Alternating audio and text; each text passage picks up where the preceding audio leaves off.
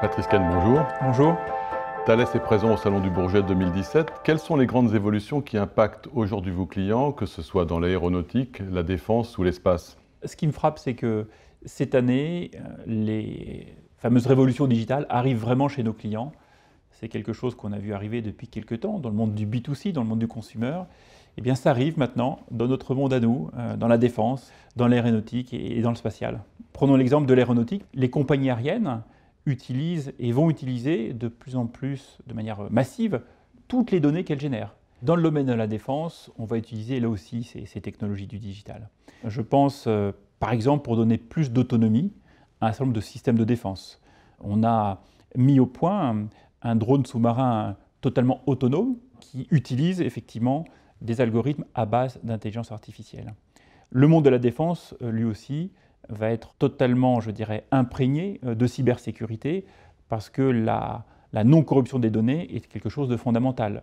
Donc lui aussi, il est en train de vivre sa transformation ou sa révolution digitale comme le spatial, comme l'aéronautique. Et alors dans le spatial, quels sont les impacts du digital aujourd'hui? Ils sont multiples, je vais vous prendre peut-être deux exemples pour illustrer ça. D'une part, l'arrivée vraiment de nouveaux satellites utilisant des technologies de rupture, de manière à apporter la connectivité très haut débit, ce qu'on appelle les VHTS dans le langage spatial, qui va effectivement révolutionner l'expérience passager, par exemple, dans la connectivité avion. Une autre utilisation de ces fameuses technologies digitales dans le monde du spatial, ça va être l'utilisation des data analytics dans le cadre de l'observation spatiale. Finalement, à partir de données brutes générées par des satellites d'observation, qu'ils soient optiques ou radars, peu importe, comment améliorer la pertinence, la reconnaissance automatique d'objets, que ce soit à des fins environnementales, des fins sécuritaires ou autres. Les data analytics vont vraiment là aussi décupler, si je puis dire, la performance et la pertinence de ces systèmes d'observation. Donc Thales est bien armé pour faire face à tous ces enjeux. Je crois qu'on maîtrise les 4 grandes technologies de ce monde-là, 4 grands pans technologiques, que sont la connectivité, ce que d'autres appellent l'Internet des objets. Nous, on appelle ça l'Internet des plateformes. On connecte des plateformes, pas des objets. La deuxième grande technologie, c'est les data analytics ou les big data, qui permettent d'analyser toutes ces grandes masses de données. Et puis la troisième, c'est l'intelligence artificielle. C'est quand on veut aller un cran plus loin, parler d'autonomie, de prise de décision par la machine et non plus par l'homme. Et puis la quatrième qui est essentielle, qui est transverse, une fois qu'on a des objets ou des plateformes qui sont connectés, plein de logiciels, qui deviennent autonomes, il faut garantir l'intégrité des données, et ça c'est la cybersécurité. Alors précisément la cybersécurité, on sait qu'il y a un nombre croissant de cyberattaques. Est-ce que ça ne peut pas freiner la transformation digitale du groupe? Freiner, non, ça j'y crois pas. C'est une vague de fond qui va, je dirais, se déverser ou se déployer sur toutes nos industries.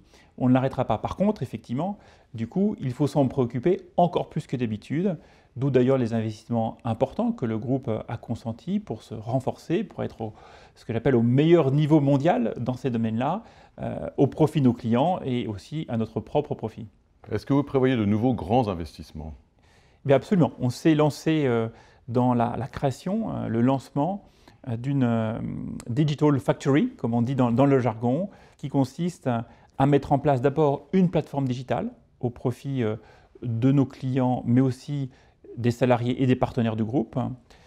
Deuxièmement, la mise en place d'un centre d'excellence qui rassemblera nos meilleures compétences, nos meilleurs éléments dans ces technologies du digital, que ce soit le big data ou l'intelligence artificielle ou la connectivité ou la cybersécurité. Troisièmement, la mise en place d'une Digital Academy, finalement un centre de rayonnement, d'attractivité, de formation, à la fois en interne et en externe, sur ces technologies du digital, sur ce monde du digital. Et puis, quatrième axe ou quatrième aspect, la mise en place d'un incubateur, de manière à être extrêmement connecté avec notre écosystème, avec l'écosystème digital pertinent pour Thales. Donc ces 4 grands axes vont constituer l'intégralité de cette Digital Factory. Alors l'avenir dans les domaines de la très haute technologie, c'est évidemment de pouvoir attirer les talents. Vous avez en face de vous de très très grands concurrents, notamment des pure players de la nouvelle économie comme Google ou Microsoft, pour ne citer que ceux-là. Quelle est votre stratégie pour attirer ces talents et les faire venir chez vous? Écoutez, je constate qu'en tout cas, ils viennent spontanément chez Thales. On a embauché près de 15 000 personnes ces 3 dernières années. entre 2015, 2016 et ce que nous allons faire en 2017 au niveau mondial. Maintenant, oui, l'attractivité, c'est important, mais nos métiers font rêver. On peut penser au spatial, par exemple, qui attire énormément les jeunes ingénieurs, les jeunes de talent. On peut passer au métier du transport terrestre, avec d'ailleurs des enjeux sociétaux importants, comme avoir un moindre impact carbone sur notre environnement, répondre aux défis de l'urbanisation croissante dans les pays émergents. Ce sont des défis auxquels nous répondons à travers nos clients qui ont eux-mêmes de très grandes ambitions. Patrice Caine, merci. Merci beaucoup.